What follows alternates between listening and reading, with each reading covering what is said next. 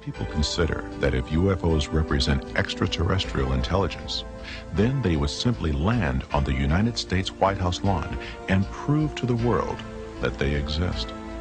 In 1952, those people almost had their proof. Perhaps the most important sighting of all time was the so-called Washington merry-go-round that occurred in late July 1952.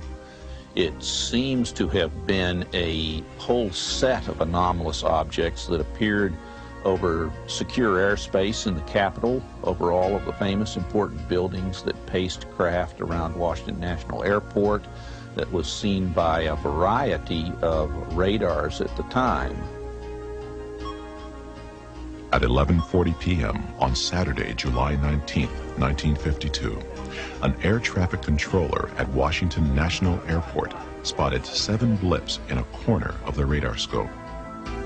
They were moving at 100 miles per hour and were heading for the Capitol. No aircraft were known to be in the area. Jet interceptors were scrambled to investigate the UFOs, but within moments, the radar blips had disappeared. When the jets landed, the UFOs returned. That sighting has never been adequately explained. Because it happened in Washington, D.C., it alerted everybody right on up to the President of the United States and caused a national press conference by the Chief of Intelligence of the Air Force to try to calm everybody down. At his press conference, General Samford, Air Force Intelligence Director, confirmed that the objects were not secret American weapons and reiterated the Air Force's obligation to investigate the UFOs. We have received and analyzed between 1,000 and 2,000 reports that have come to us from all kinds of sources. Of this great mass of reports, we have been able adequately to explain the great bulk of them, explain them to our own satisfaction.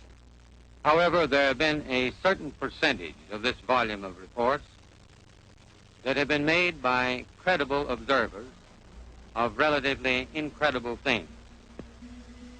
It is this group of observations that we now are attempting to resolve. We have, as of date, come to only one firm conclusion with respect to this remaining percentage, and that is that it does not contain any pattern of purpose or of consistency that we can relate to any conceivable threat to the United States.